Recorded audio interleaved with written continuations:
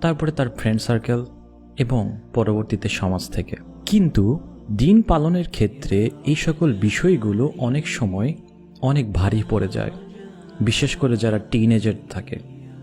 তারা না ঠিক মতো দাড়ি রাখতে পারে, না ঠিক মতো পর্দা করতে পারে, বোরকা নিকাব পরে যেতে পারে, না ঠিক মতো ইসলাম নিয়ে স্টাডি করতে পারে। তাদেরকে তাদের প্রথম যে বাধাটা সম্মুখীন করতে হয় সেটা হচ্ছে তাদের পরিবার।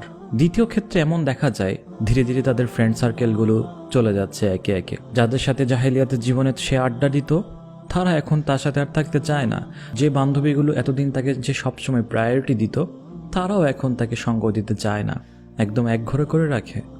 এগুলো দেখে অনেক সময় অনেক যুবক, অনেক যুবতী, অনেক টিনেজার তারা অনেক সময় ভেঙে পড়ে। তাদের কাছে বিষয়টা অনেক খারাপ লাগে। মনে হয় যে এই কাজে, এই পথে হয়তোবা কেউ তাদেরকে সাপোর্ট দেয় না।